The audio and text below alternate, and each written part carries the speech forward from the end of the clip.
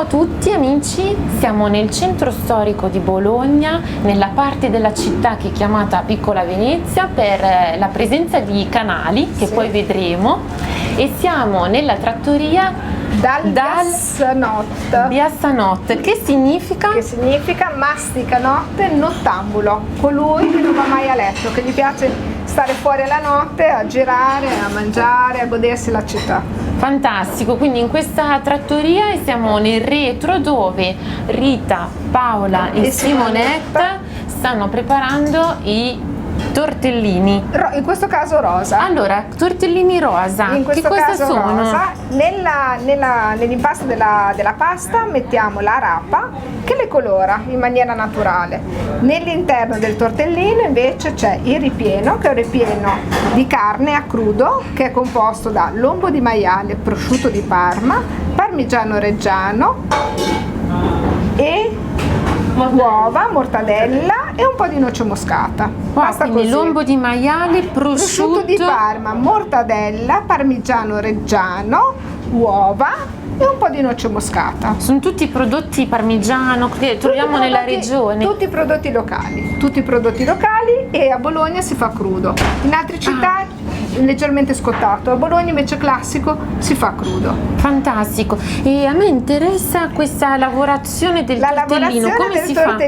La lavorazione è un'arte. È un'arte, si piega il tortellino, si dà questa piccola curvetta e si gira attorno all'indice. È fantastico. Si prende, si chiude, si unisce, si gira attorno all'indice ed è fatto il tortellino. Che meraviglia!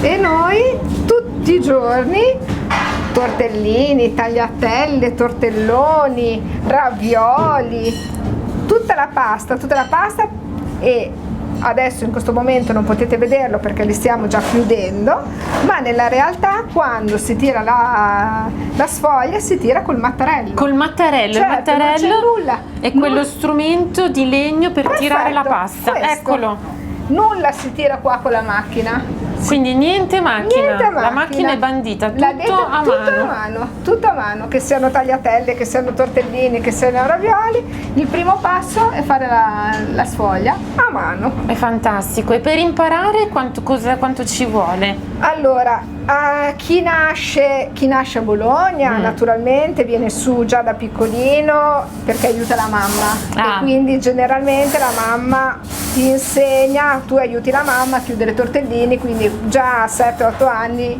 impari l'arte. Chi invece non nasce a Bologna, quindi non è sua tradizione, comunque con un po' di buona volontà e guardando poi dopo prende la manualità e quindi si impara. Fantastico. Sì. Posso provare uno? Certo, per capire la difficoltà? La difficoltà? Allora. Lo pieghi. Lo piego. Così, lo schiaccio un attimo. Okay. Poi dopo lo prendi con l'indice qua, quindi così. E praticamente dovresti piegare questo e girarlo attorno. Fare così, ok, proviamo. Tac, e però attorno all'indice. Così.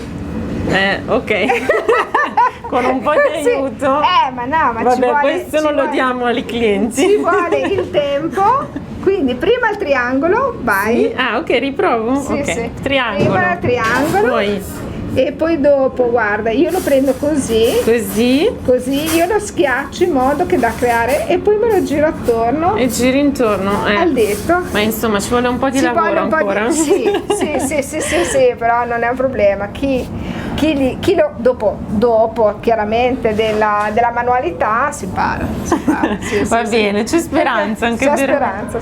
Va bene, allora ringraziamo Simonetta, Paola e Rita.